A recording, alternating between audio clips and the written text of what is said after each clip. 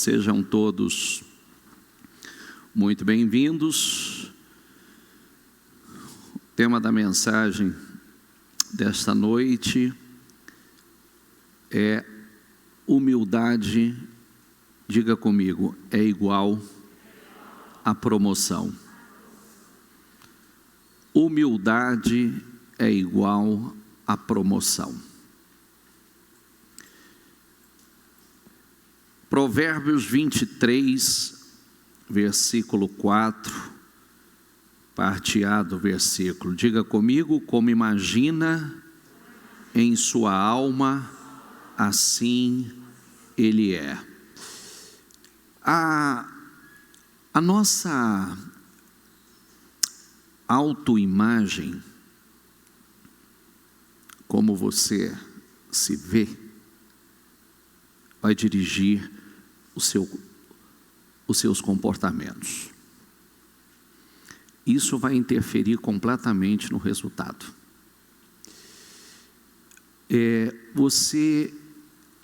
Nós nos comportamos exatamente da maneira em que nos enxergamos. Como você acredita e o que você acredita sobre si vai definir as suas atitudes, os seus comportamentos. Por isso que é tão importante a imagem que temos de nós mesmos. Mas não a imagem do orgulho, mas uma imagem de um cristão regenerado. Se você acredita que foi justificado em Cristo e feito nova criatura, você vai se comportar assim. Você é nova criatura, não tem mais nada a ver com a velha criatura, não importa os erros e as besteiras que fez, não importa as atitudes erradas que teve. Então isso é coisa do passado, então isso não te define mais. Mas se você não se vê como uma nova criatura, então a velha criatura te acompanha. Aquela imagem do velho homem te acompanha. E isso vai definir seu comportamento. E isso é muito ruim, porque daqui a pouco eu vou mostrar para você personagens bíblicos que fracassaram justamente por isso, né? Se é a mesma coisa de alguém virar para mim e me chamar de Paulo. Paulo, eu não vou olhar. Por quê? Porque eu não sou o Paulo. Eu sou o Maurílio. Então, não importa do que as pessoas me chamam. Importa como eu sei que eu me chamo. Não importa como as pessoas me veem. O que importa é como eu me vejo. Isso é que define. Isso é tão forte. Eu não sei se vocês viram. Alguém assistiu os Destinos Curados desse domingo? Preste atenção, olha que coisa louca, que coisa que a gente, porque está no nosso meio, nós fizemos parte dessa transformação, dessa mudança, para poder acreditar em coisas dessa natureza, né? Então hoje é um casal abençoado, mas ela é criada num lar de extrema miséria e eles contando que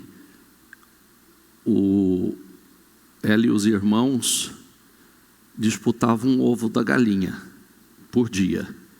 Esperava o alarido da galinha, quando a galinha começava a fazer aquele alarido todo, porque tinha direito ao ovo que chegasse primeiro e pegasse o ovo, né? E aquele ovo era alimentação naquele momento. Às vezes saía da escola e saía correndo, né, disputando corrida para ver quem chegava primeiro, porque quem chegasse primeiro pegaria o ovo. E todo mundo falavam e liberavam palavras muito ruins acerca daquela jovem e dos seus irmãos, que não seria nada, que seria mãe solteira de uma quantidade de criança absurda, e a pessoa até ter um encontro com Cristo, é essa realmente a vida que ela vai vivendo. E o marido hoje era também uma vida miserável, e a cultura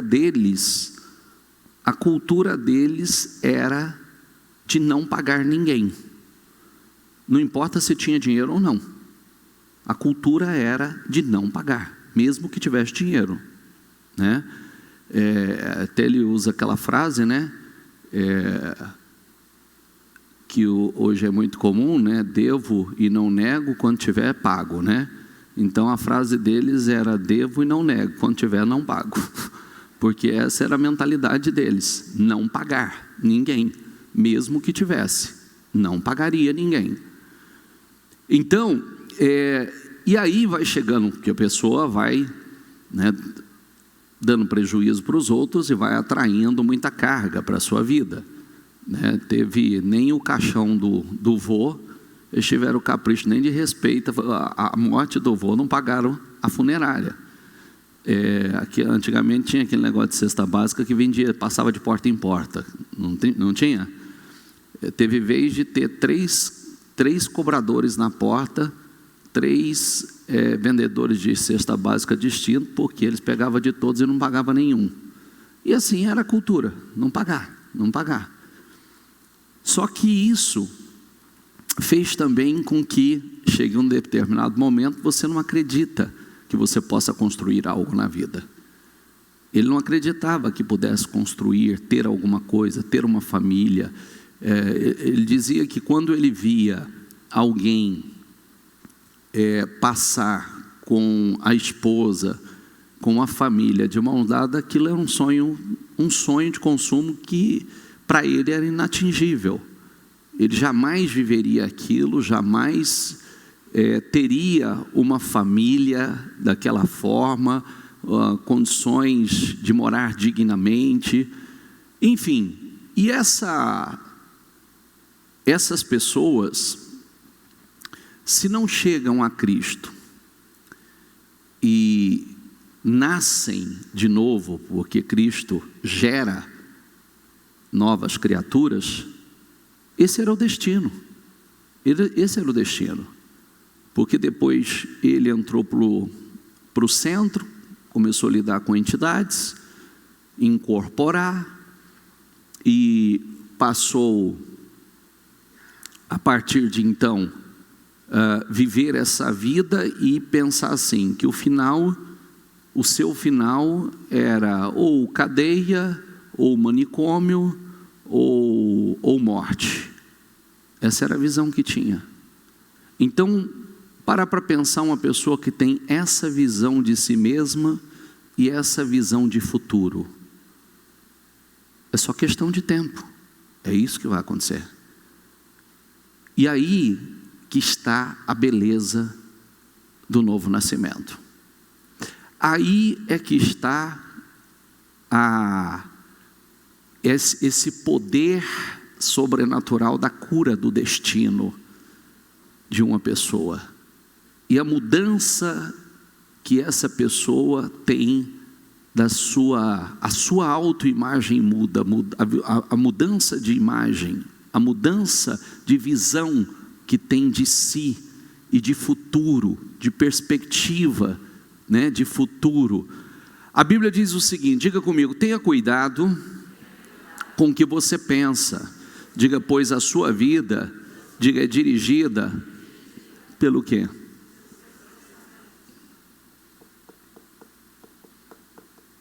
Posso repetir? Vamos lá. Tenha cuidado, diga comigo, tenha cuidado com o que você pensa, pois a sua vida é dirigida pelos seus pensamentos. Por isso que a Bíblia fala tanto em Romanos da mudança de pensamento, a mudança da mente. A mudança da vida de uma pessoa está na mudança da mente dela. É quando ela passa por essa transformação. Tudo muda na vida de uma pessoa. Porque a vida dela, o comportamento dela, começa a ser dirigida por uma visão saudável, pela visão bíblica, pela nova visão que Cristo dá a ela. Então, se a visão que você tem de você é a visão de uma pessoa incapaz, de uma pessoa fracassada, de uma pessoa sem futuro, o que você acha que será o seu comportamento? Que atitude você vai ter? É essa atitude que você terá. Se a visão que uma pessoa tem de si é uma visão de uma nova criatura, como falamos na segunda-feira, que tem a oportunidade, que Cristo é o nosso jubileu, de recomeçar a sua vida e construir uma nova história, uma história linda, de sucesso, uma história vitoriosa, de prosperidade, de abundância, de felicidade. Então, os seus comportamentos, as suas atitudes, será dirigido por esse pensamento. E, consequentemente, o resultado é esse. Você vai atingir esse resultado. A Bíblia diz que somos a realeza de Deus. Se acreditamos nisso, o representamos agindo como herdeiro dele. Se nós somos herdeiro de Cristo, não somos qualquer um. Você não é qualquer pessoa. E não importa de onde você veio, não importa onde você nasceu, onde você foi criado. Saul passou a vida se vendo pequeno e destruiu o seu destino. Qual foi o problema de Saul? Saul tinha uma visão de si muito ruim. Saul era grande por fora, mas pequeno demais por dentro. E consequentemente, mesmo Deus o ungindo como o primeiro rei de Israel, ele fracassou. Por quê? Porque a imagem distorcida fez com que ele se tornasse um tirano, fez com que ele se visse não como o rei. Porque olha o que a Bíblia diz aqui em Provérbios: há 3 coisas que fazem a terra estremecer, ou melhor, 4, que ela não pode suportar. Diga comigo: o servo que se torna rei, o tolo arrogante que prospera. Porque o servo que se torna rei, ele não tem cabeça de rei. Ele vai continuar agindo como servo, como escravo. Porque a mentalidade dele é de escravo. Presta atenção que eu não estou te contando historinha não, tá? Isso aqui eu estou contando a vida de muitos de vocês. Por que muitos de vocês não conseguem ir além? E aonde está o problema? Eu queria saber o que acontece comigo, o que acontece com você, que a tua mente não mudou. A autoimagem é ruim. Como você imagina, assim é. Como você pensa, a sua vida é dirigida pelos seus pensamentos. Por que você faz o que faz? Porque você pensa o que pensa. Por que você age como você age? Porque você pensa como você pensa. É simples. E como é que eu faço? Eu não tenho culpa do que eu penso. Claro que tem. Claro que tem. Eu não quero pensar. Do que eu me encho? Tudo que nós aprendemos, nós também desaprendemos. É do dia para a noite? Não, não é do dia para a noite. Mas tudo que você investe nisso e persevera nisso, você vai mudar.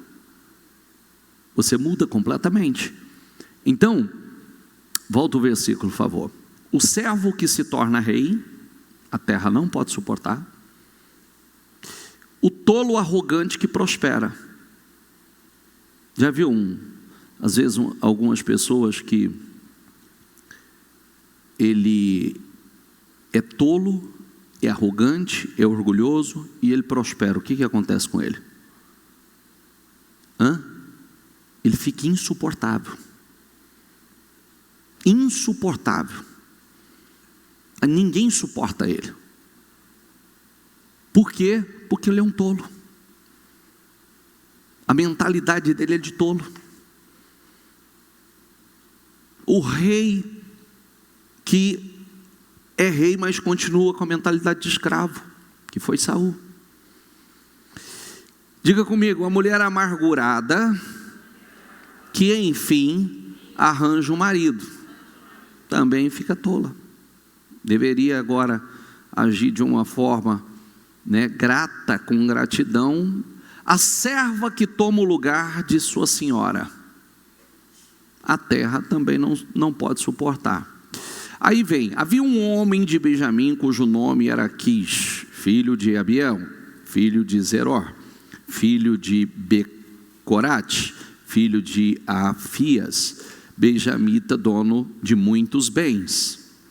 Ele tinha um filho chamado Saul, moço e tão belo, diga comigo, moço e tão belo, que entre os filhos de Israel não havia outro mais belo que ele, dos ombros para cima.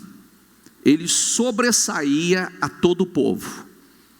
Saul respondeu, olha aqui, você viu a imagem como ele era, belo, alto, filho de um homem rico.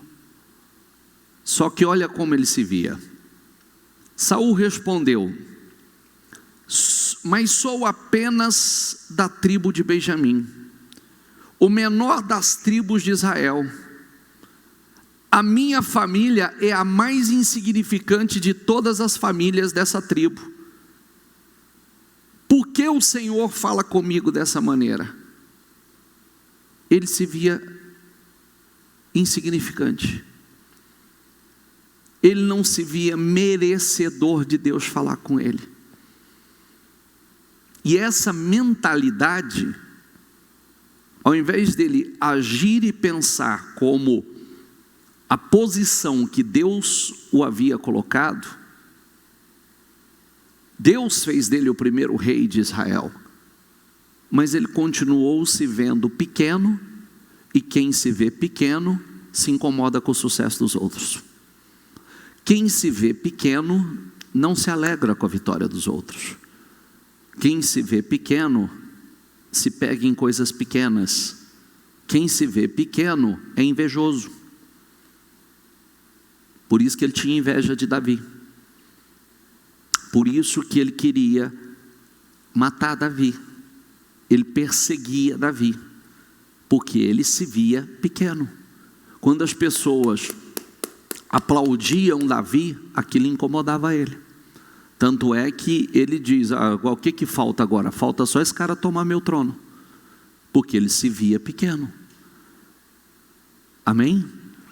Então, o problema da autoimagem, o problema como ele se via, se enxergava, o destruiu. Fez com que ele nunca ocupasse internamente a posição que Deus o colocou. É o escravo que se tornou rei. Diga comigo, o escravo que se tornou rei.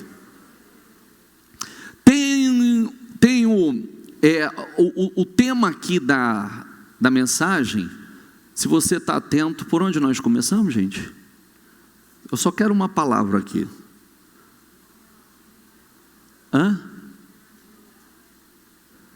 O título do...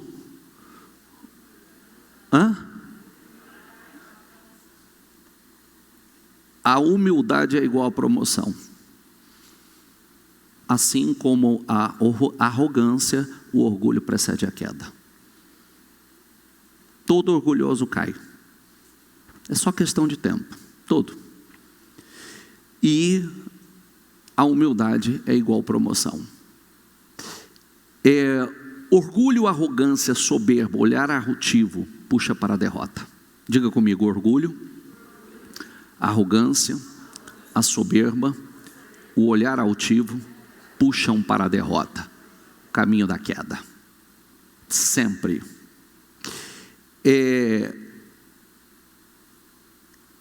Muitas pessoas, elas, conforme as coisas vão acontecendo na vida dela, ela fica cega. Então ela já começa a agir com arrogância, soberba, orgulhosa e ter atitudes. Você lembra que o orgulhoso, qual é o problema do orgulhoso? O problema do orgulhoso não é ninguém, é só Deus contra ele. Esse é o problema do orgulhoso. Não precisa ninguém perseguir ele, porque a Bíblia diz que Deus é contra ele. Deus vai derrubá-lo, porque Deus abomina. Então, diga comigo, o orgulho termina em humilhação, mas a humildade alcança a honra. Isso é uma coisa que nós temos que tratar com muita seriedade, com muita. O orgulhoso sempre acabará sendo grandemente humilhado.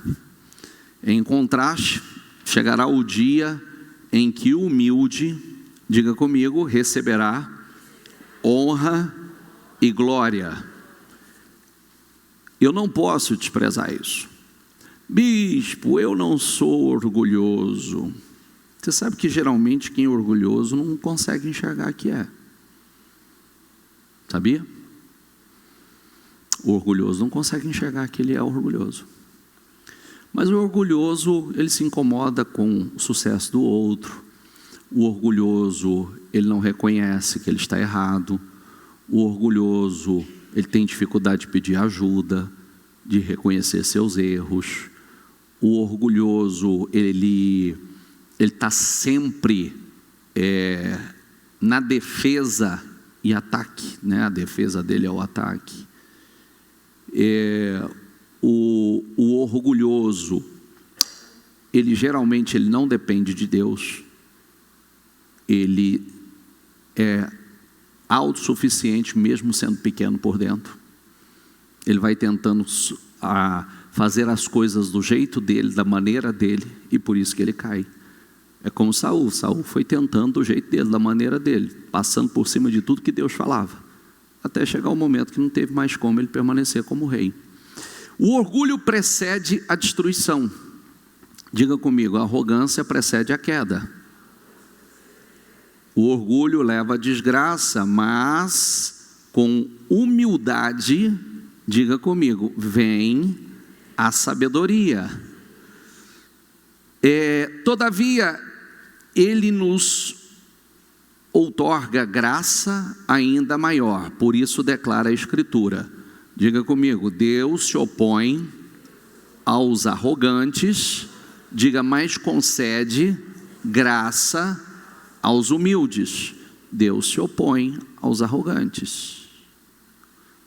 E aí é que está o problema, né? É a cegueira. O problema está na cegueira do arrogante, porque a cegueira não o deixa enxergar que existe ali a arrogância, que existe o orgulho. Nós falamos, eu li com você Saul sendo um cara de família rica, a Bíblia diz que os mais altos batiam no seu ombro, de boa aparência, mas ele não se enxergava dessa forma. E quando na verdade nós precisamos nos enxergar como Deus nos enxerga. Tanto que Deus não olha o passado, Deus olha o nosso futuro. Quando Deus olhou para Davi, todo mundo olhou para Davi e não enxergou ninguém. O gigante desprezou Davi. Deus enxergou Davi como um matador de gigantes. Deus enxergou Davi como um grande rei. Abraão, Deus enxergou ele como pai de muitas nações, como pai de multidões, como Sara. Então nós precisamos nos enxergar como Deus nos enxerga. Por isso que se nós somos nova criatura e andamos em novidade de vida, nós somos herdeiros de Deus. Não sou mais qualquer um. Eu sou herdeiro de Deus agora. E eu preciso me enxergar assim para agir como tal. E não tem nada a ver com arrogância, mas tem a ver com a ótica de Deus sobre nós. Por isso que quando você, olha que coisa louca que eu vou falar para você agora.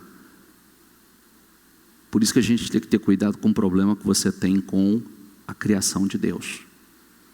Porque quando você olha para uma pessoa e você aponta o dedo para essa pessoa, e você xinga essa pessoa, você fala dessa pessoa, você está falando contra a criação de Deus. E talvez não seja a mesma visão que Deus tem. E se é alguém que Deus ama, você pegou um problema sério para você. Se é alguém que Deus tem um propósito grande, você pegou um problema sério para você. Seríssimo. Seríssimo. Entendeu? Isso, trate isso com muita seriedade. Lembra do que o Senhor disse a Abraão? Eu abençoarei quem? Aos que o abençoarem. E amaldiçoarei os que o amaldiçoarem. Você será uma bênção. Então nós precisamos ter muito cuidado com isso, né? Cuidado, que às vezes eu olho para alguém que é nova criatura, que Deus tem um futuro lindo para ele, eu olho e falo, esse aí é um desgraçado. Opa, o que é isso? Ele está coberto com a graça do Senhor, isso volta contra você. Ele está revestido da graça do Senhor. E aí eu estou falando contra uma criação do Senhor, uma nova criatura, alguém que Deus tem planos e propósitos gigantescos com ele. É um problema sério. Assim como eu não preciso me defender de ninguém, né? Quando você é uma nova criatura, você não precisa se defender de absolutamente ninguém, porque Deus está sempre ali na posição. Não precisa se defender, Deus vai te defender. Deus vai tratar com quem precisa. Amém? Quem se torna humilde como esta criança, diga comigo, é o maior no reino dos céus. Humilde como uma criança. Quem está falando isso? Cristo. Pois os que se exaltam, diga comigo, serão humilhados. E os que se humilham, serão exaltados. As pessoas que sempre estão se autopromovendo, se exaltando, autossuficientes, vamos descer. E aqueles que se humilham, são servos, né? O Espírito do Senhor, se eu perguntar assim, né? Tem uma coisa linda, que é bastante contraditório com o mundo de hoje, né? A Bíblia diz que quem quer ser grande, quem quer ser o primeiro, que seja servo. E as pessoas não querem servir. As pessoas querem ser servidas. E Jesus disse isso. Quem quer ser grande? Quem quer ser o primeiro? Então que seja servo. Esse é o segredo para ser grande. Quanto mais você serve, maior você será. Aí é que vem a história do orgulhoso. Você acha que o orgulhoso, o arrogante serve a alguém? Ninguém. Amém? Amém? Está comigo aqui? Estou, bispo, mas não estou gostando do assunto não. Então, é porque aos nossos olhos está tudo bem. E direto nós precisamos fazer uma ressonância. Precisamos analisar. Porque às vezes nós estamos esperando tantas coisas, né? As promessas têm sido tão grandes para nós, tão poderosas, e mais do que, como eu estou dizendo para você, né? Eu estava, hoje à tarde ainda, eu não tinha visto o último Destinos Curados, e aí você olha pessoas com o destino tão comprometido, ser transformado dessa forma, é algo assim incrível, incrível, e que se torna uma fonte para toda a família, né?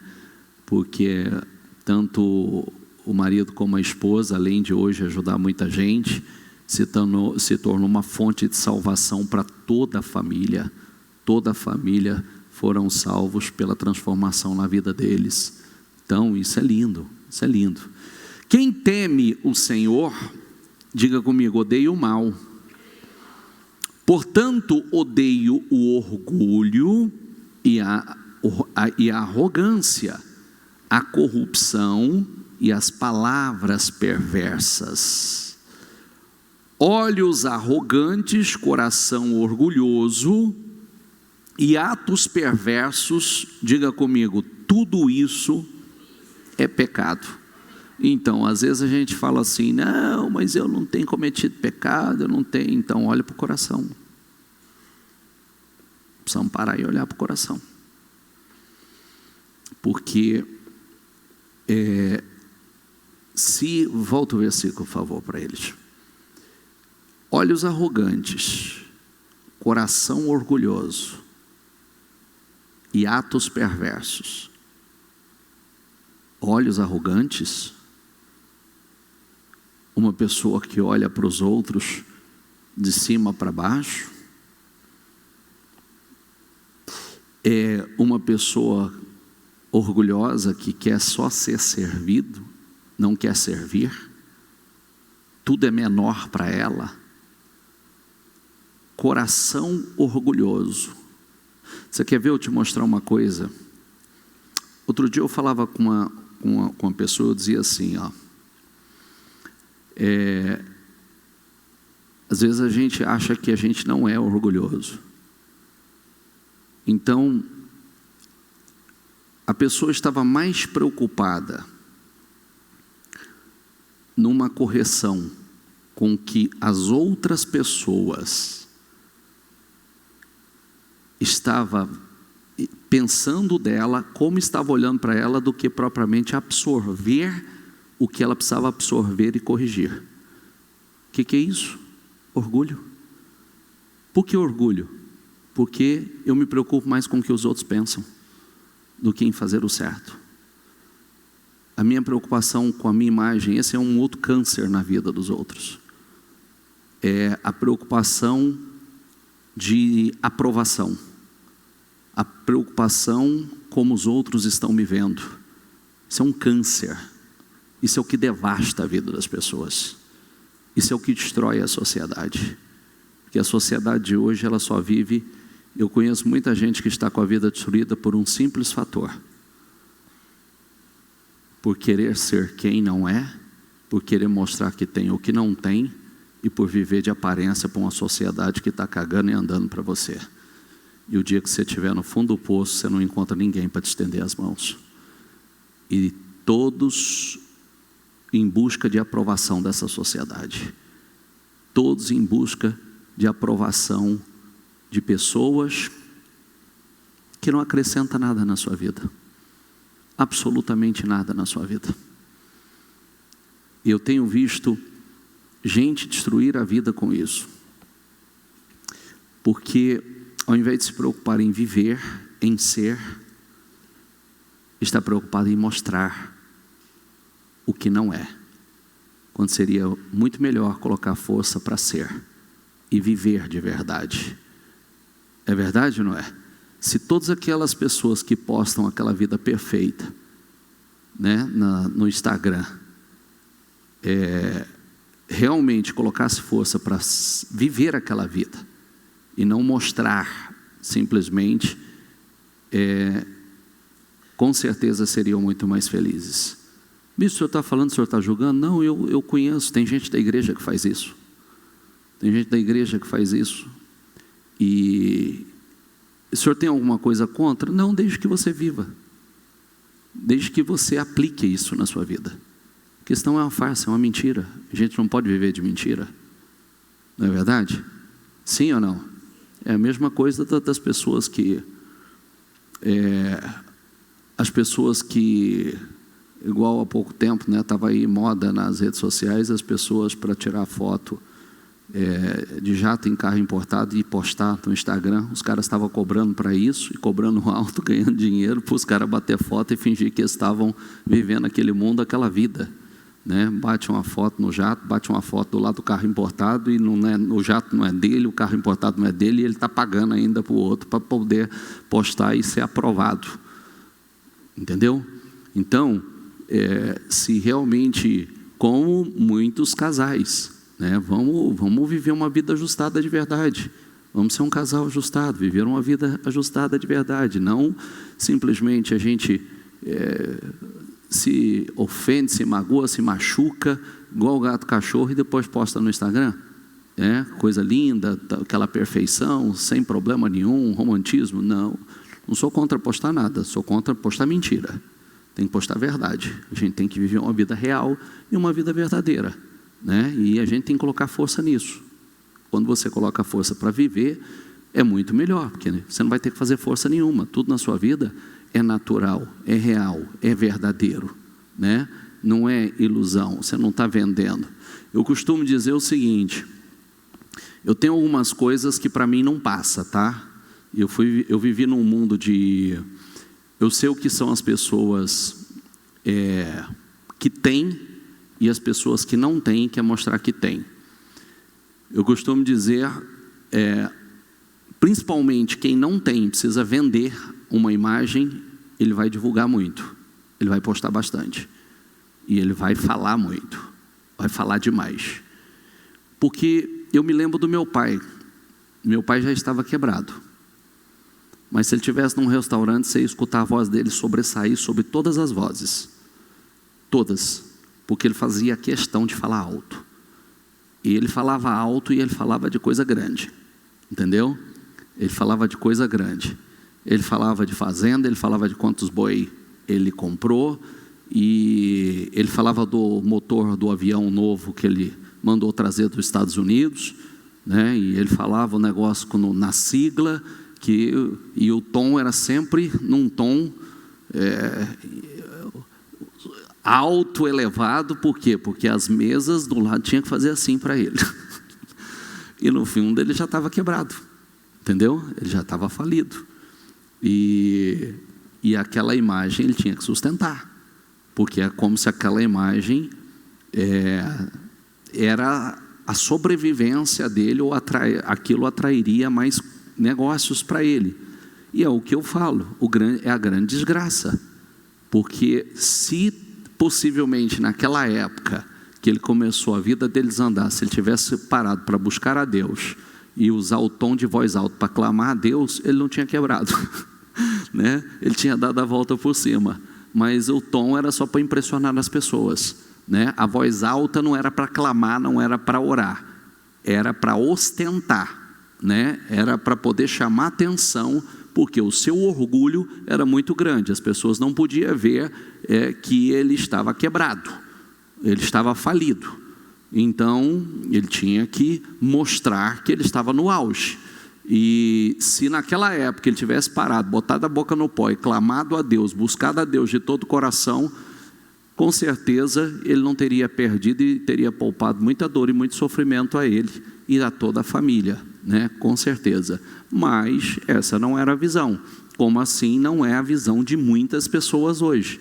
Já que eu vou botar força, eu vou botar força para buscar na fonte, para beber da fonte, né? Como a Bíblia diz, o meu povo cometeu 2 crimes: abandonar a mim, a fonte das águas vivas, e cavaram cisternas rachadas. Se tiver que for força, põe força para buscar Deus. Põe força, né, para, Senhor, eu não quero viver uma farsa, o Senhor é o dono do ouro e da prata. O Senhor veio para que eu tenha vida e a tenha em abundância. Eu quero essa vida. O Senhor disse: a minha paz eu vos deixo. Eu quero viver essa paz. Quero viver no inferno, não. Eu acredito no que está escrito. Eu acredito no que diz a tua palavra. O Senhor levanta o pequeno, o Senhor exalta o necessitado. Teu é tudo quanto há nos céus e na terra. Eu acredito nisso. Eu sou pequeno, mas o Senhor é grande. A porta que o Senhor abre, ninguém pode fechar. Amém? Isso você faz, é o que eu falava outro dia, né? Querido, não coloca sua confiança em ninguém. Eu tenho um cliente, você vai ficar sem ele. Escuta o que eu vou te falando. Porque homem de Deus, mulher de Deus, depende única e exclusivamente de Deus. Quando você depende de pessoas, você se decepciona com as pessoas. Porque pessoas falham. Viu? E a nossa confiança, por isso está lá Jeremias 17. Maldito é o homem que confia no... E mais, o que faz da sua força o seu braço. Esse vai ser como um morador do deserto. Não sente nem quando vem o bem. É o que a Bíblia diz. E a gente vê isso se cumprindo continuamente. O orgulho do seu coração, diga comigo, o enganou. Olha isso, o orgulho o enganou. Você vive nas fendas das rochas, num lugar elevado, e diz em seu íntimo: quem poderá me jogar lá para baixo? Ainda que você suba como a águia e faça o seu ninho entre as estrelas, de lá eu o derrubarei, diz o Senhor. Não tem lugar alto para Deus e não tem grande para Deus. Pode subir o quanto quiser. Quando Deus disser, vai descer, vai descer. E ao mesmo tempo, Deus pega o pequeno e diz assim para o pequeno: você vai subir, você vai subir. Né? Eu vou torná-lo grande, você será grande. Se Deus disser que você vai ser grande, você vai ser grande. Se Deus disser que você vai ser rico, você vai ser rico. Se Deus disser que você vai ocupar uma posição elevada, você vai ocupar uma posição elevada, quer queira as pessoas ou não, assim será. Amém? São inúmeras as escrituras que alertam para o perigo de se entregar e alimentar esse sentimento que primeiro surgiu no coração de Lúcifer. Por que o orgulho é tão terrível? Porque ele nasceu no coração do diabo, de Lúcifer. É justamente o que derrubou ele. Entende? Amém? Olha, vamos lá. Eu falo assim, a gente às vezes fala de uma questão de orgulho, né? Por que eu disse agora há pouco, o que impede uma pessoa de virar para outra e falar assim: eu errei, me perdoa?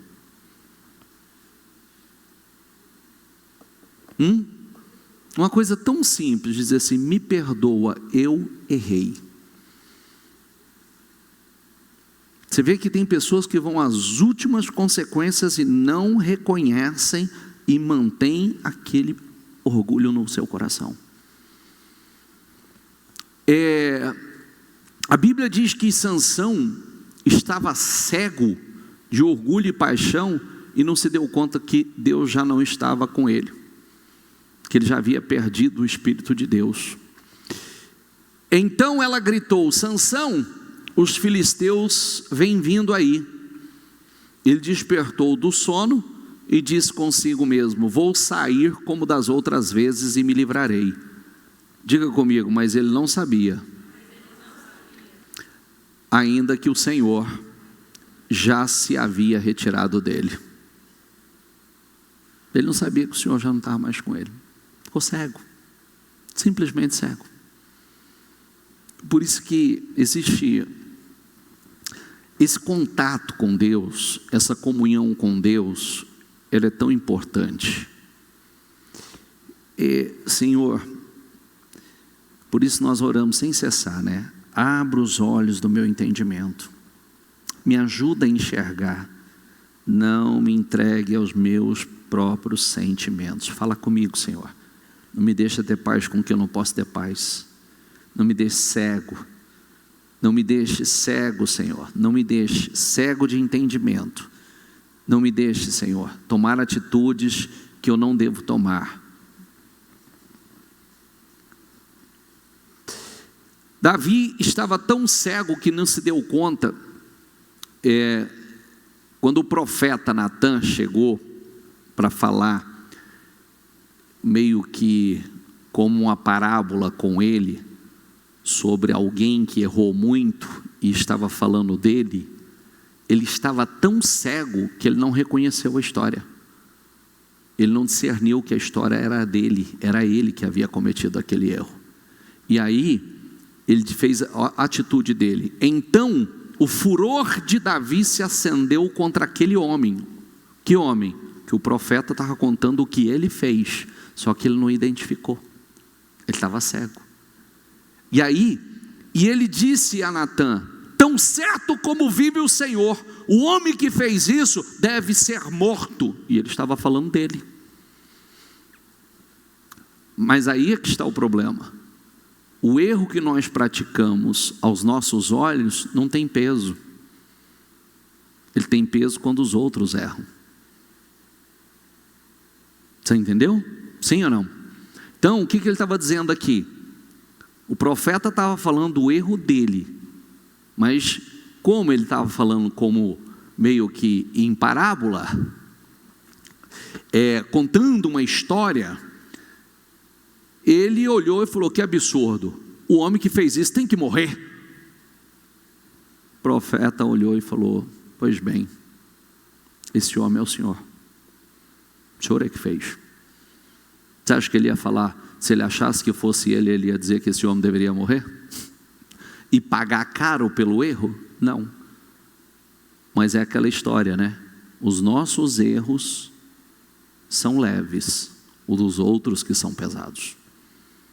Os nossos erros têm justificativa. Eu tenho uma justificativa. O dos outros é que não tem. Sabe por que eu fiz isso? Você não sabe por que eu fiz. Tem uma explicação, tem uma justificativa cabível. Só que o de ninguém tem. Pode ser a mesma coisa. E isso é orgulho, isso é cegueira. E pela cordeirinha restituirá 4 vezes, porque fez uma coisa dessas e porque não se compadeceu. E quem não havia se compadecido era ele.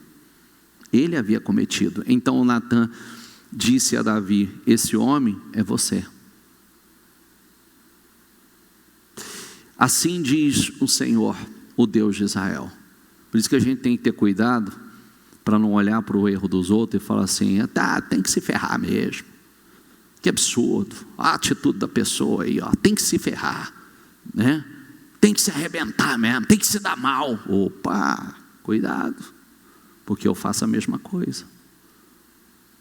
Eu cometo erros semelhantes. Eu posso cometer da mesma forma. Por isso que está lá, sermão de Jesus, sermão da montanha. Diga comigo: feliz, bem-aventurados os misericordiosos, porque eles alcançarão misericórdia. Os pacificadores, bem-aventurados os pacificadores, porque eles verão a Deus. Bem-aventurados, felizes esses. Acais foi tomado de tanta cegueira, o orgulho, que quanto mais o sofrimento aumentava, mais endurecia o coração. Versículo diz assim: no tempo da sua angústia, foi ainda mais infiel ao Senhor, ele mesmo, o rei Acais. Quanto mais angústia, ao invés de buscar a Deus e ser fiel a Deus, quanto mais angústia, mais se afastava, mais se distanciava de Deus. O orgulho, assim como Manassés. Referência, por favor. Joás tinha 7 anos de idade quando começou a reinar, e reinou 40 anos em Jerusalém. A mãe dele se chamava Zíbia e era de Berseba. Joás fez o que era reto aos olhos do Senhor todos os dias do sacerdote Joiada. Joás, Uzias, o rei Uzias, são pessoas que começaram muito bem. Muito bem. Olha essa história aqui. Essa história aqui, para mim, ela é... Eu penso que é uma história que vale a pena a gente meditar e refletir profundamente, porque nós podemos cometer erros, loucuras como esta. Uzias tinha 16 anos quando começou a reinar. Reinou em Jerusalém 52 anos. Sua mãe chamava Jecolias e era de Jerusalém. Fez o que era reto, diga comigo, fez o que era reto aos olhos do Senhor, como seu pai Amazias. Uzias buscou a Deus durante a vida de Zacarias, que o ensinou, diga comigo, a temer a Deus. Agora em voz alta, por favor, diga: enquanto o rei buscou a direção do Senhor, Deus lhe deu êxito. Se eu mudar a tradução, vai dizer assim: Deus lhe fez prosperar. Prosperou explosivamente. Uzias declarou guerra contra os filisteus e derrubou os muros de Gade, Jabne e Asdod. Ele construiu novas cidades na região de Asdod e em outras partes da Filístia. Deus o ajudou nas guerras contra os filisteus, nas batalhas contra os árabes de Gur e nas guerras contra os meunitas. Os meunitas lhe pagavam um tributo anual e sua fama se espalhou até o Egito, pois ele havia se tornado, diga comigo, muito poderoso. Por quê? Porque buscava o Senhor, era sábio fazer o que Deus aprova e Deus o abençoava. Uzias construiu torres fortificadas em Jerusalém, tanto à porta da esquina, à porta do vale e no canto do muro. Também construiu fortalezas no deserto e cavou muitas cisternas, pois tinha grandes rebanhos nas colinas de Judá e na planície. Era um homem que amava a terra, tinha muitos trabalhadores e cuidavam de seus campos e vinhedos, tanto nas colinas como nos vales férteis. Uzias tinha um exército de guerreiros bem treinados, prontos para irem à batalha, divididos em tropas. Esse exército havia sido convocado e organizado pelo secretário Jeiel e pelo oficial Maacéias. Estavam sob o comando de Ananias, um dos oficiais do rei. As tropas de guerreiros valentes eram comandadas por 2.600 chefes de famílias. O exército era formado por uma elite de 307.500 homens, preparados para ajudar o rei contra qualquer inimigo. Cidades construiu, agricultura, um homem que explodiu em todas as áreas, em todos os segmentos. Uzias providenciou para todo o exército escudos, lanças, capacetes, couraças, arcos e fundas de atirar pedras. Construiu sobre os muros de Jerusalém máquinas de guerra criadas por peritos. Elas atiravam flechas e lançavam grandes pedras das torres e dos cantos dos muros. Sua fama, diga comigo, se espalhou até os lugares distantes, pois o Senhor, diga comigo, pois o Senhor, diga em voz alta por gentileza, diga, pois o Senhor, diga, o ajudou extraordinariamente, e ele se tornou muito poderoso. Quando Uzias se tornou poderoso, diga comigo, também se encheu de orgulho. A desgraça entrou, o que o levou à ruína. Só para a gente frisar aqui, o que levou ele à ruína? Depois de crescer tanto, depois de avançar tanto, de subir tanto, de ser tão exaltado, subiu, sua fama espalhou para todos os lugares, o orgulho entrou. E o texto faz questão de dizer o seguinte: quando Uzias se tornou poderoso, por isso nunca bata no teu peito e ache que você é o tal. Nós somos alguém em Deus, e ninguém sem Ele. Somos alguém nele, e ninguém sem Ele. Também se encheu de orgulho, o que o levou à ruína. Pecou contra o Senhor, o seu Deus, ao entrar no santuário do templo do Senhor para queimar incenso no altar de incenso. O sacerdote Azarias foi atrás dele com outros 80 sacerdotes do Senhor, todos homens corajosos. Confrontaram o rei Uzias e disseram: não cabe a você, Uzias, queimar incenso ao Senhor. Isso é tarefa somente dos sacerdotes e descendentes de Arão, consagrados para este trabalho. Saia do santuário, pois você pecou. O Senhor Deus não o honrará. Uzias, que segurava o incensário, ficou indignado. Você vê que ao invés de reconhecer, ainda ficou indignado. Enquanto ele demonstrava a sua raiva contra o sacerdote diante do altar do incenso no templo do Senhor, apareceu uma lepra em sua testa. Quando viram a lepra, o sumo sacerdote Azarias e todos os outros sacerdotes o expulsaram imediatamente do templo, pois o próprio rei se apressou em sair dali, pois o Senhor o havia ferido. O rei Uzias ficou leproso até o dia de sua morte. Você vê, alguém que subiu tanto, começou tão bem, terminou tão mal.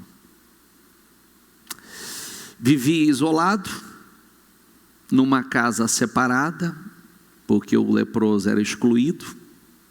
Então, do palácio, já foi para um lugar isolado. E havia sido excluído do templo do Senhor. Seu filho Jotão tomava conta do palácio e governava o povo. Então, a Bíblia fala, Jesus falou para tomarmos cuidado com o engano. Nos chamou, nos advertiu. É muito fácil você se perder e não perceber. A queda iminente por causa da cegueira espiritual. E o que está por trás dessa cegueira, geralmente, é o orgulho. Isso é algo que você vê que continuamente o Senhor fala conosco sobre isso. O Salmo 139 é um salmo assim lindo demais, poderoso. Diz o seguinte: Senhor, Tu me sondas e me conheces. Sabes, diga comigo, quando me sento e quando me levanto. De longe conheces os meus pensamentos. Por isso que tudo deve ser bloqueado aqui, ó. Tudo deve ser bloqueado aqui, ó. Porque Deus conhece os nossos pensamentos. Você viu que nós lemos em Provérbio: cuidado com a maneira que você pensa, porque sua vida é dirigida pelos seus pensamentos. É a mesma coisa. Quer ver um negócio simples? Quando uma pessoa comete um erro, você acha que ele tomou essa decisão do dia para a noite? Eu decidi que eu vou cometer um erro, um pecado, eu vou cometer agora, já? Não. Começou aqui, ó. Começou aqui. Começou o pensamento. Você vai dando vazão, vai dando vazão, vai dando vazão. Você não bloqueia ele. Por isso que aqui é um campo de batalha. A gente sempre fala que quando você vence é porque você venceu aqui. Quando você perde é porque você perdeu aqui. Aqui é um grande campo de batalha. Quando você vence aqui, no mundo físico, é porque você venceu aqui.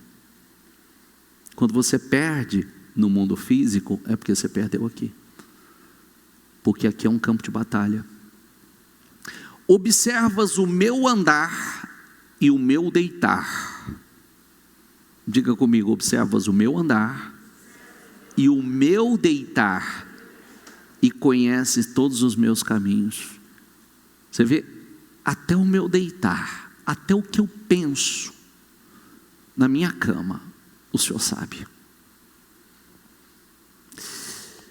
A palavra ainda nem chegou na minha língua e tu, Senhor, já a conheces todas. Antes de eu falar, Ele já sabe o que eu ia falar. Antes de eu falar, Ele já conhece o que eu ia falar. Ele já sabe o que eu ia falar. Sonda-me, ó Deus, e conhece o meu coração. Prova-me e conhece os meus pensamentos. Diga comigo: vê se há em mim algum caminho mau e guia-me pelo caminho eterno. Senhor, vê se há em mim algum caminho mau, sonda-me. Todo mundo deveria dizer isso. Se há alguma coisa que não te agrada, Senhor, me revela. Nós deveríamos falar como salmista, pedir como salmista: revela o que está oculto. Talvez tenha coisas dentro de mim que não te agrada, revela. Se há algum mal, pecados ocultos, peça ajuda ao Espírito Santo para que não sejamos enganados pelo nosso próprio coração. Senhor, me mostra, me revela. Eu não quero errar, eu quero acertar, eu quero construir uma grande vida. Amém, pessoal? Toda construção de uma grande vida começa em coisas que são ignoradas, coisas que muitas vezes não são valorizadas. E vencer, nós sempre ensinamos que vencer é uma tarefa interna, é um desafio interno. Primeiro você vence dentro, depois você vence fora. Você entendeu? Quando você vence internamente, dentro de você, você vai vencer fora. O que me leva a orar? O que me leva a travar as minhas guerras? O que me leva a me levantar numa corrente de oração para combater e repreender situações que eu não aceito mais, padrões que se estabeleceram que eu não aceito mais? O que me leva a quebrar padrões familiares? Começa aqui com o pensamento. Começa aqui. Você começa a ter entendimento das coisas e você começa a orar e agir com esse entendimento, com esse discernimento. Começa aqui, nos pensamentos. Quem há que possa discernir as suas próprias faltas? Absolve-me das que me são ocultas. Olha que coisa linda. Senhor, me absolve das que são ocultas. Me revela aquelas que eu não estou vendo. Também da soberba guarda o teu servo, que ela não me domine. Não, Senhor, que a soberba, a arrogância, o orgulho não me domine. Então serei irrepreensível e ficarei livre de grande transgressão. As palavras dos meus lábios e o meditar do meu coração, diga comigo, diga: as palavras dos meus lábios e o meditar do meu coração sejam agradáveis na tua presença, Senhor, rocha minha e redentor meu. Palavras dos lábios e o meditar do coração, que é os pensamentos. Mente e coração estão ligados. Você vê que a minha mente e as minhas palavras têm que agradar ao Senhor. É sério isso, não é? Sim ou não? Sério. Por isso que eu estou dizendo, vencer é uma tarefa interna. Construir uma grande vida é uma tarefa interna. Ser um vencedor na vida é ser um vencedor espiritualmente e internamente. É isso. E tudo isso nos faz ter lucidez, né? Porque a maior parte das pessoas são cegas. Por isso que a palavra, ela é como aquela espada de dois gumes que penetra na divisa da alma e do espírito, entre juntas e medulas, e discerne mente e coração. Por isso que eu preciso da palavra. Eu preciso da palavra, para que eu possa me conhecer, porque tem um versículo na Bíblia que diz que você só se conhece quando você conhece a Deus.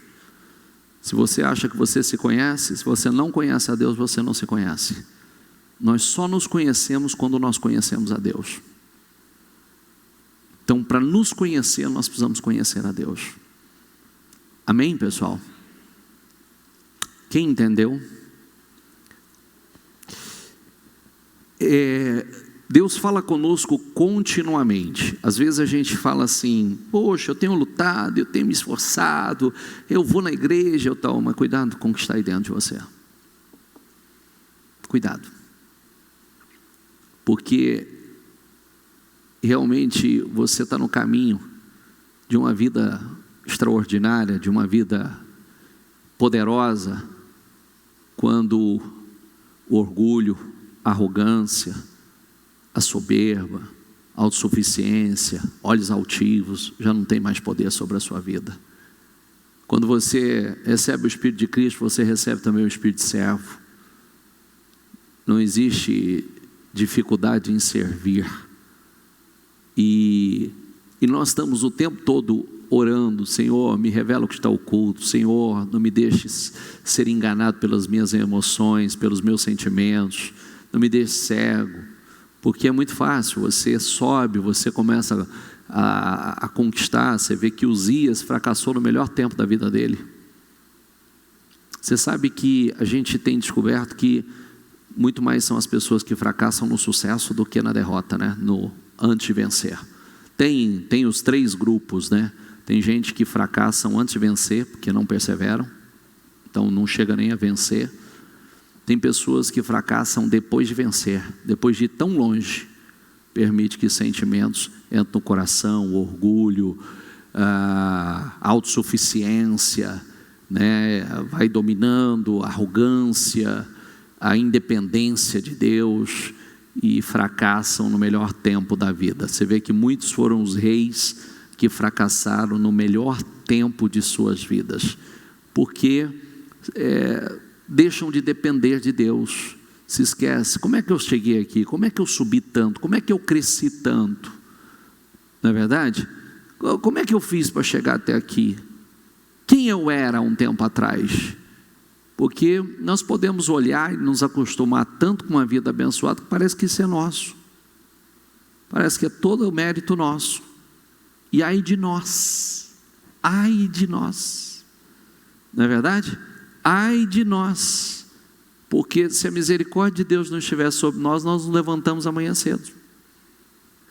Amanhã não levantamos, entendeu? Então, nós dependemos de Deus para tudo. Nós dependemos dele para respirar, do Espírito dele para respirar. O Espírito que está aí,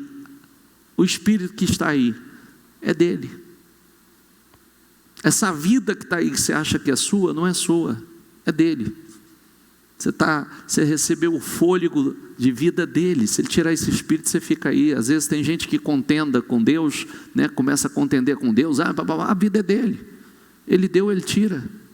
É dele, tudo é dele. Então nós precisamos nos colocar no lugar, no nosso lugar, como meros servos do Senhor, criação dele. Então, ele deu a vida. O espírito que nós temos é dele. Nós temos uma alma. Essa alma, só tem 2 lugares para essa alma.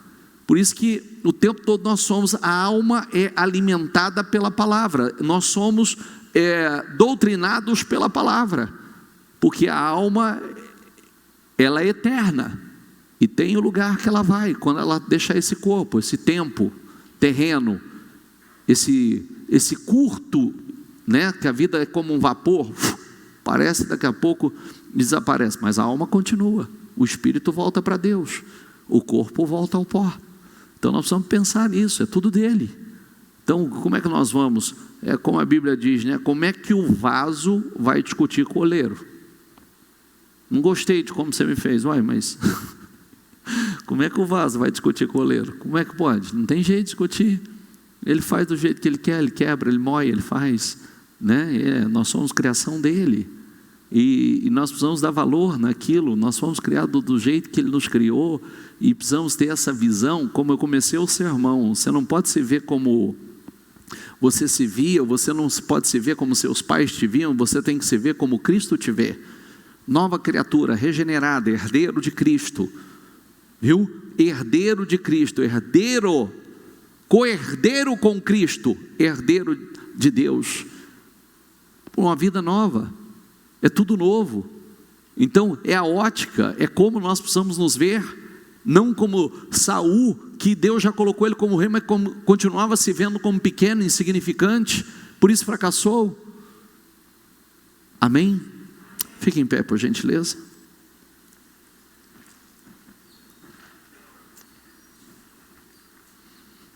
Feche os seus olhos, por gentileza. Pega o Salmo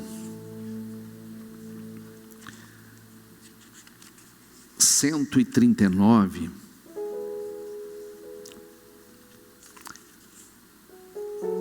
Senhor, tu me sondas e me conheces. Sabe quando me sento e quando me levanto. De longe conheces os meus pensamentos. Observas o meu andar e o meu deitar, e conheces todos os meus caminhos. A palavra ainda nem chegou à minha língua, e tu, Senhor, já a conheces toda. Sonda-me, ó Deus, e conhece o meu coração.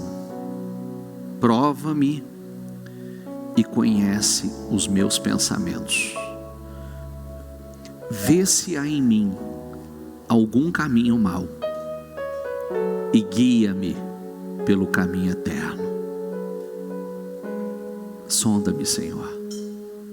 Fala com Deus. Você sabe, olha para mim, deixa eu só falar uma coisa para você.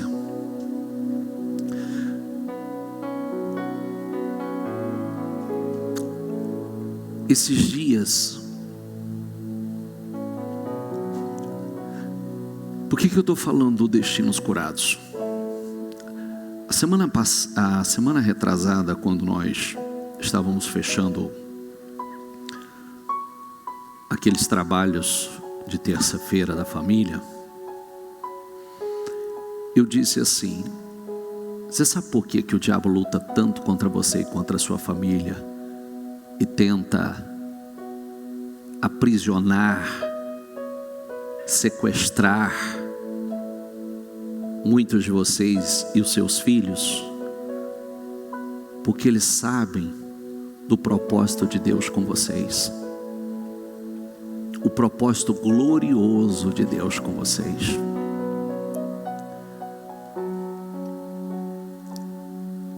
E Ele quer interromper isso. Se muitos de vocês conseguissem imaginar e enxergar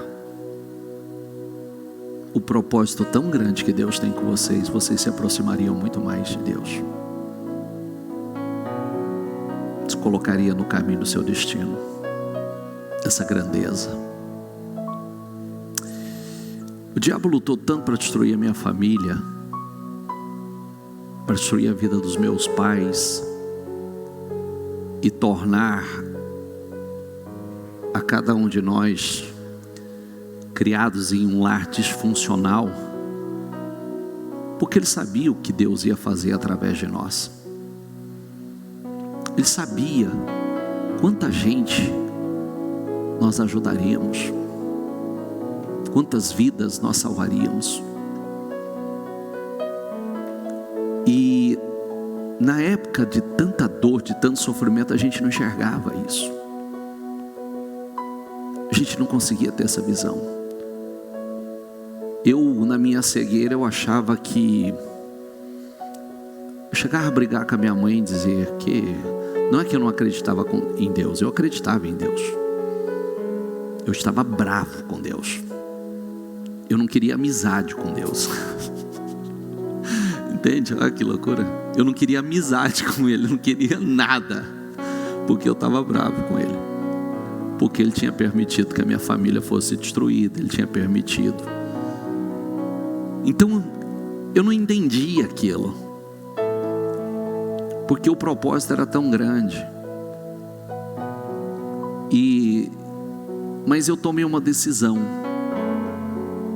Chegou aquele momento que eu tomei uma decisão. Eu falei, eu não sei como vai ser, mas eu vou buscar Deus de todo o meu coração. Quem assistiu Destinos Curados? Então, vocês viram o seguinte: quem contou, compartilhou, a mãe, né, a mulher, a esposa compartilhou, é mãe da Tamires, que canta para a bispa, aquela moça do louvor.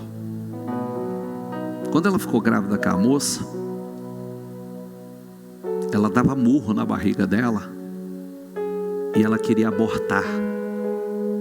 Aí ela ingeria droga de forma muito pesada, porque ela queria provocar o aborto, porque ela não queria ter aquela filha. E ela socava a barriga e falava: eu não te quero, eu não te quero, eu não quero.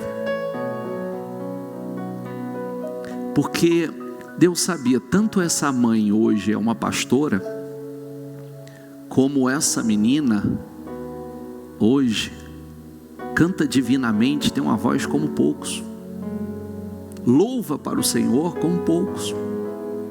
E você vê, naquela época, aquela cegueira, essa mãe queria matar, e Deus não permitiu, porque tinha um propósito lindo, tinha um futuro lindo, poderoso.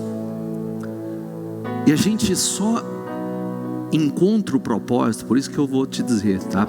Para de se enganar com essa história de propósito que todo mundo fala aí.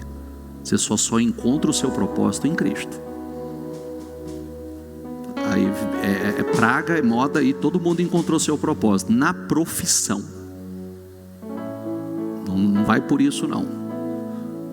Eu tenho que saber qual é o propósito de Deus comigo, na minha vida, o dele comigo.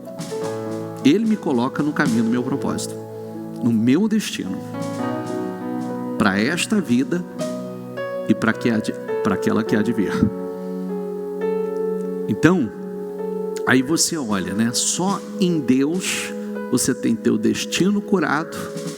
E por isso que às vezes você não entende o tamanho da luta, você não entende o tamanho da guerra. É para interromper isso, é para bloquear isso, é para tirar do caminho do seu destino, é para te tirar do caminho do seu propósito, é para destruir aquela obra grande que Deus tem com você. A gente não entende isso.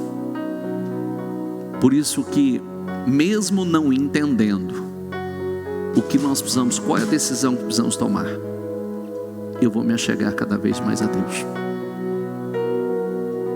eu vou me aproximar cada vez mais de Deus, para que Ele cumpra com o propósito dele na minha vida e através da minha vida. Por isso que às vezes você não entende por que tanta batalha, por que tanta guerra, por que tanta luta para te tirar do destino, do seu propósito. Está entendendo? Porque o diabo já sabe o que Deus vai fazer através da sua vida. Ele já sabe o que Ele tem com você. Por isso que a Bíblia diz: resistir ao mal, ao diabo, e ele fugirá de vós. Aí a gente olha essas histórias, que coisa linda, né? Que coisa linda. Como Deus transforma, cura vidas, cura destinos. E pessoas que não podiam se ajudar, hoje ajudam. Pessoas que não tinha para si, hoje ajudam pessoas. E isso é poderoso. Feche os seus olhos, fala com Deus e diga: Senhor, eu quero me colocar no caminho do meu propósito. Eu quero me colocar, Senhor, no caminho do meu destino. E se há algo em mim, me ajuda. Se há algo que não te agrada, se há orgulho, se há atitudes, me ajuda a enxergar o que eu não tenho enxergado, me ajuda a ver o que eu não tenho visto. Me ajuda, Senhor, porque eu sei. Eu quero me ver como o Senhor me vê. Eu quero me ver como o Senhor vê o meu futuro. Olha que coisa linda, porque Deus já enxerga o teu futuro. Deus já enxerga o teu futuro. E é por isso que muitas vezes o diabo luta com tanta força para bloquear, para impedir esse futuro, para impedir essa obra linda, essa obra poderosa, gloriosa que Deus tem com você. Não deixa não, não deixa não. Se coloque no caminho do seu destino, se aproxime de Deus, se achegue a Ele. Como a palavra diz: achegai-vos a mim, que eu me achegarei a vós. E quanto mais você se achega a Deus, quanto mais você se aproxima de Deus, mais Deus se aproxima de você. E Ele chega com essa glória, com essa grandeza, te colocando no caminho do teu destino, do teu futuro, fazendo coisas que você nem imaginou, nunca sonhou, imaginou na tua vida. Peça a Deus: eu quero me ver como o Senhor me vê, Senhor. Eu quero me ver como o Senhor me vê. O Senhor enxergava Saul como um rei, e Saul se via como um pequeno insignificante. O Senhor o via como um rei, tanto é que o levantou como rei, e ele se vendo como um pequeno insignificante, e agiu como ele se via. Se você se vê como pequeno, você vai agir pequeno. Se você se vê como insignificante, você vai agir como um insignificante. Mas quando você se vê como uma nova criatura, um nascido de novo, regenerado por Cristo, chamado para um grande propósito, então você se vê dessa maneira. Você vê o futuro lindo que Deus tem para você, mesmo não enxergando claramente. Mas você sabe que Deus tem um futuro lindo, um futuro glorioso, um futuro poderoso. Então se achegue a Ele, se aproxime dEle e diga: Senhor, eu quero, meu Deus, eu quero o Teu Espírito na minha vida, eu quero a Tua unção, eu preciso do Teu Espírito, Senhor, me ajuda. Eu não quero ser um cego, eu não quero ser um orgulhoso, um arrogante, oh meu Deus, eu não quero ter olhos altivos, eu não quero, Senhor, agir de maneira que o Senhor reprova. Me ajuda a enxergar, me ajuda a enxergar.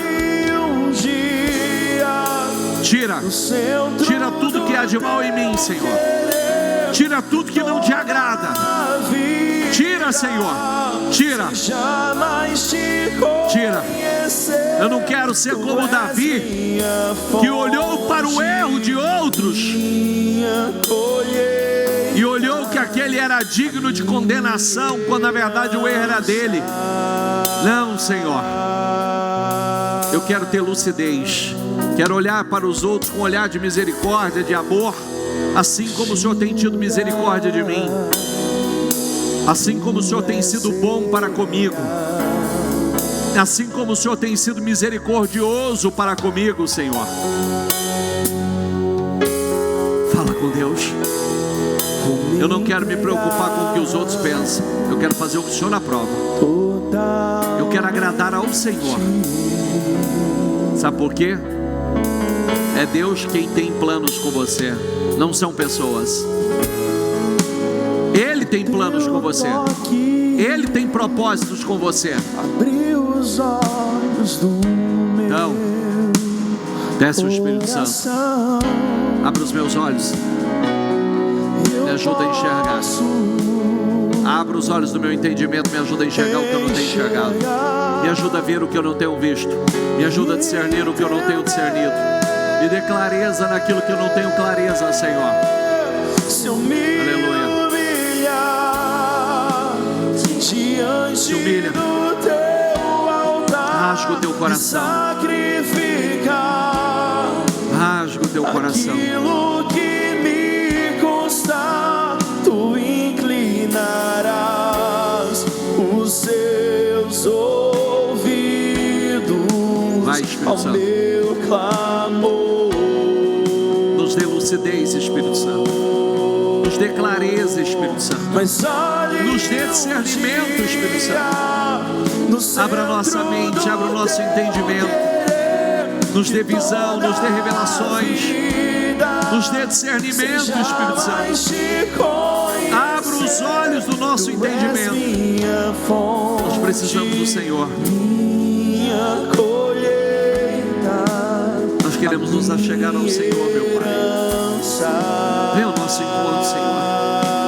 Vem ao encontro do teu povo. Coloca o teu Espírito na tua igreja. Vai, Espírito Santo. Vai, Espírito Santo. Vai, Espírito Santo. Vai. Aquilo que me consta, tu inclinarás.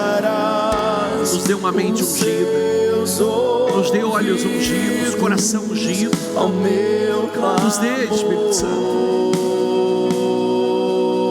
uma boca ungida, que o que nós pensamos e falamos e como agimos seja para agradar ao Senhor. Venha ao nosso encontro. Sem jamais te conhecer, tu és minha fonte, minha colheita, a minha herança. Humildade é igual promoção. Se me humilhar, Humildade é igual promoção. do teu altar, Humildade sacrificar é igual a promoção. aquilo que me custa, tu Cristo disse: aprendei-vos de mim, que sou humilde e manso de coração. meu clamor. Nós precisamos de sabedoria para conduzir nossa vida, Vale um dia sabedoria para fazer as escolhas certas. do teu querer, que Nós precisamos que o Senhor nos dê visão. sem jamais te Peça a Deus visão. conhecer, Eu quero visão, Senhor. minha fonte, Eu quero visão. Não me deixe sem visão, Senhor. Eu não quero ser um cego achando que eu enxergo. Eu não quero ser um tolo. Me dê visão, Senhor. Eu preciso de visão. Me dê visão. Me dê visão. Me dê visão, Senhor. Sacrificar Me dê sabedoria. aquilo que me custa, tu inclinarás Vai, Espírito os Santo. seus ouvidos Vai, Espírito Santo. ao meu clamor. Dê visão a esses homens, dê visão a essas mulheres. Dê sabedoria, Senhor. Mas Se o Senhor traz uma mensagem como essa, porque o Senhor tem promoção para nós. centro do teu querer, O Senhor tem promoção para nós. Venha um tempo de promoção para nós, de grande promoção. Tu és minha fonte. Acredite nisso. Tem tempo de promoção vindo aí. Por isso que Deus está trabalhando. Tempo de recomeço, tempo de promoção. Coisas maiores. Aleluia. Diante do teu altar e Nos dê um coração humilde, sacrificar aquilo que me Nos dê um coração humilde, Senhor. tu inclinarás O Senhor disse: aprendei-vos de mim, que sou humilde e manso de coração. E nós queremos. Abençoe cada pessoa. Mas ali um dia, no centro do teu querer, que toda a vida, sem jamais te conhecer, tu és minha fonte, minha colheita. Eu só vou. Permaneça com seus olhos fechados. O Senhor olhou para Abraão e Sara e viu pais de multidões. O Senhor olhou para Davi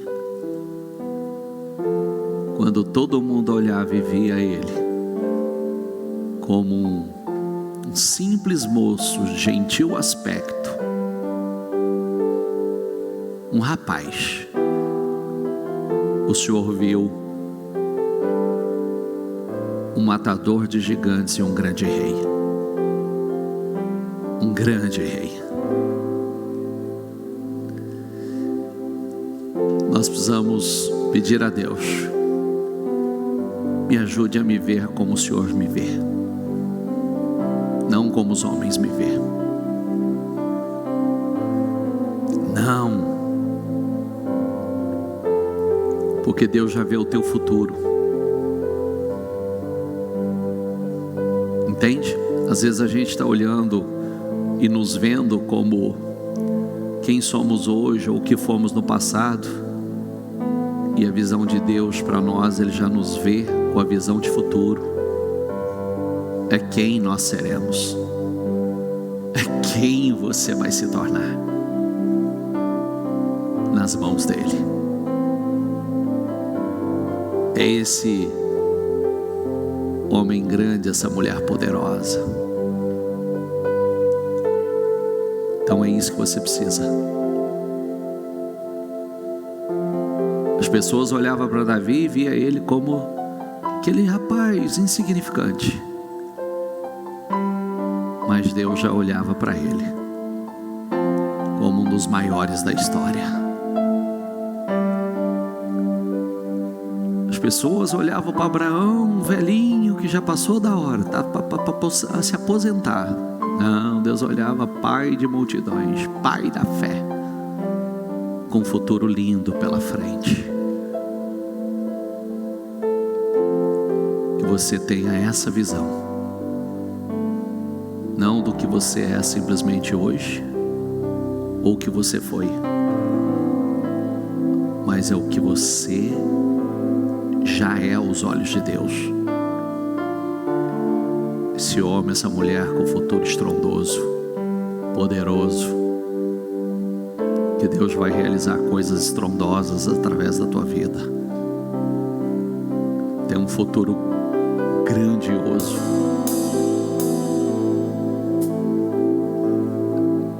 Diga: Espírito Santo, se humildade é igual a promoção, e o Senhor Jesus disse: aprendei-vos de mim, que sou humilde e manso de coração. Diga: me dê um coração humilde. Diga: me ajude a ser humilde. Me ajude a ter um coração que agrada ao meu Senhor. Diga: Espírito Santo, sonda-me, sonda o meu coração, sonda os meus pensamentos e as minhas palavras. Diga: me ajude a ter pensamentos, sentimentos e atitudes, palavras que agradam ao meu Senhor. Dirija a minha vida. Eu preciso do Senhor. Muito obrigado, Senhor, por esta noite, por esta mensagem. Eu te agradeço. Amém e amém. Para Jesus, bem forte.